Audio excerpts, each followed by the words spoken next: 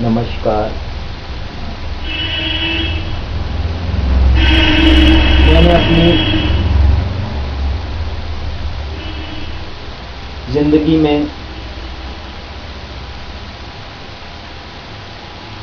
जिंदगी के अनुभवों में जो ध्यान, मेडिटेशन के बारे में जो अनुभव मैंने लिए, दूसरों के अनुभवों को भी देखा,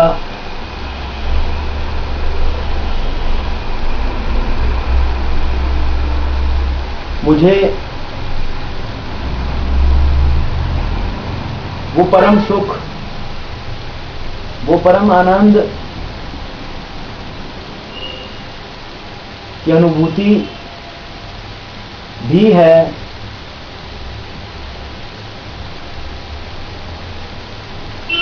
उसको पाने के लिए जो कष्ट, जो भ्रांतियां,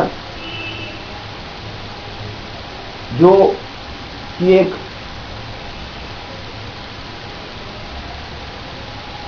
सामाजिक बाधाएं आई,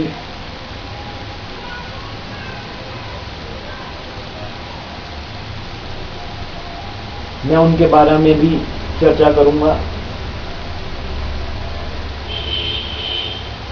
आज की ये चर्चा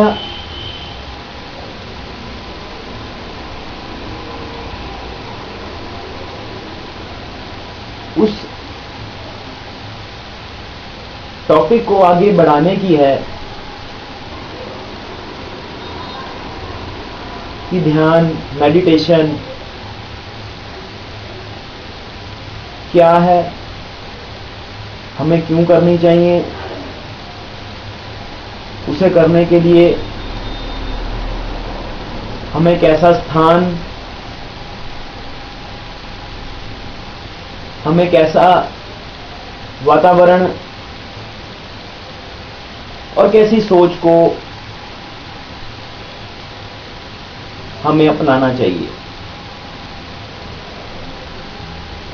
दोस्तों, ध्यान एक सहज प्रक्रिया है। मैंने अपनी पिछली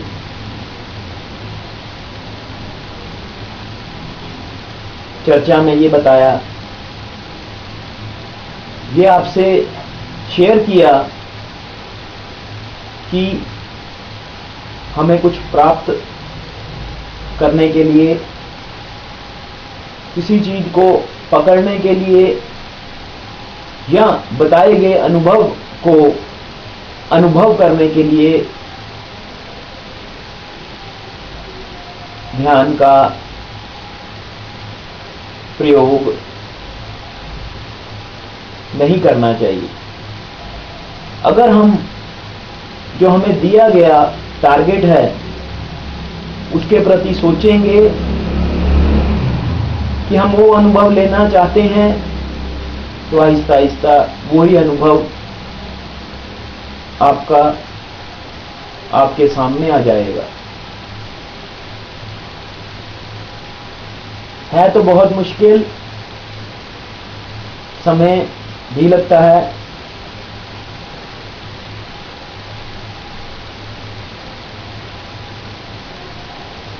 मानसिक,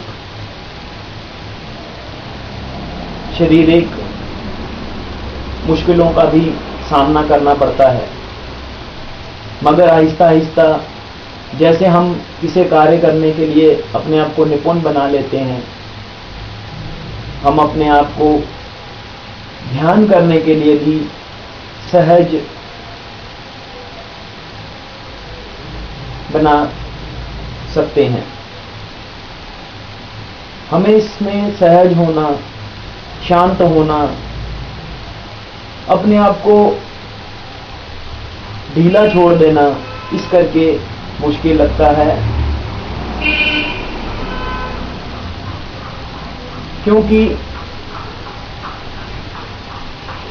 हमें ये रोज की अपनी दिनचर्या से यह अनुभव होता है कि सब कुछ हमें अपने हाथों से करना है। हम प्रार्थना तो कर सकते हैं, हमारे वातावरण हमारे फेवरेबल हो सकते हैं, मगर कदम तो हमें ही बढ़ाना पड़ेगा। ये ठीक भी है, मगर एक दिव्य, एक अनुभव जो भौतिक नहीं है, जो परम अनुभव है, परम ज्ञानवान, परम तपस्वी,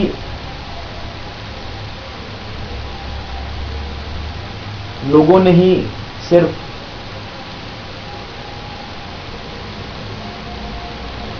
उस स्थिति का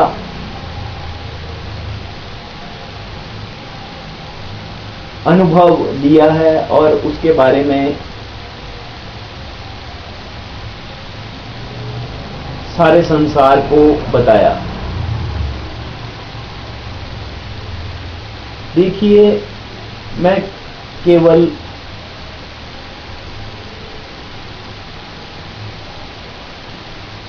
कोई एक्सरसाइज, कोई ऐसी एक पद्धति बताने की बजाय आपसे ये चर्चा कर रहा हूं कि हम जाने क्या क्या पद्धतियां हैं, हम उनका अनुभव भी लें, क्योंकि उनका अनुभव लिए बगैर हमें ये नहीं पता लगेगा कि जो हमारा अपना अनुभव है, अगर हम उस सोच को खत्म करके लेते हैं वो ठीक है।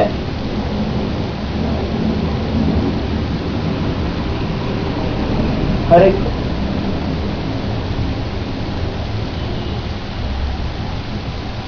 तपस्वी जिसके अंदर ये जानने का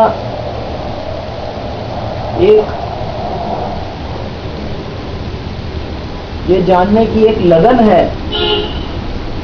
कि मैं क्या हूं, क्यों हूं और किस लिए हूं, और मेरा अनुचित या उचित कार्य मेरे लिए क्या है। शायद मैं शब्दों को चुनने में, उनके